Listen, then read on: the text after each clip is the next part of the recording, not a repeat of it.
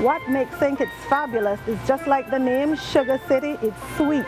The people here are fabulous, friendly, warm. We welcome everyone to be a part of who we are and find out who we are. We have some of the most fabulous beaches you will find anywhere in the world. And the good thing about us is we are one of the last undiscovered discoveries. And you have to keep it a secret. Whenever you find out, you keep it a secret. It's just your secret. Just you and I will know about Little St. Kitts.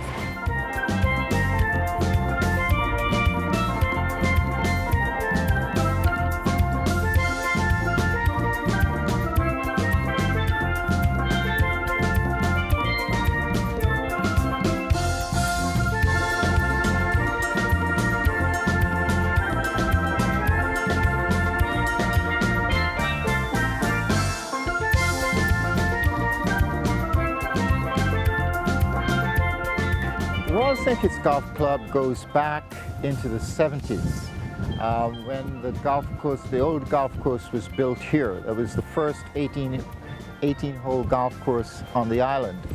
And this was because of the foresight of then a minister of government who was an avid golfer, Honorable Paul Southwell.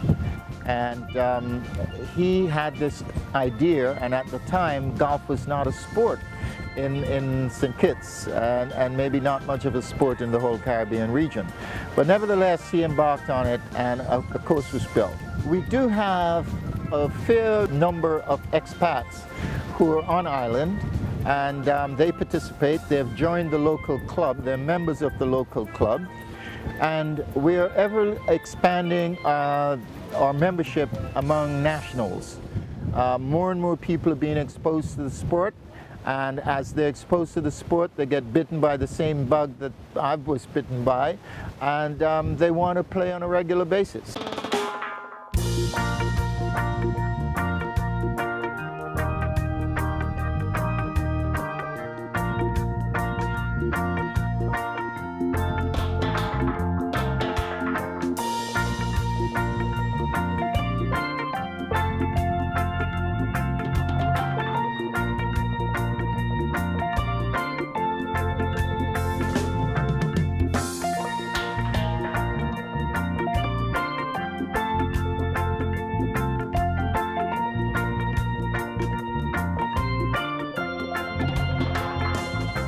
This is our 32nd year of the St. Kitts Open, and fortunately for us, even in the early years, St. Kitts had one of the better courses in the region, which attracted players from all around us, especially our friends from Antigua, who historically have supported this event. We've spread our wings because Kittitian players have gone to Trinidad, to Barbados, to St. Lucia, to the neighboring islands to participate in their event. As you know, in the Caribbean, what you get?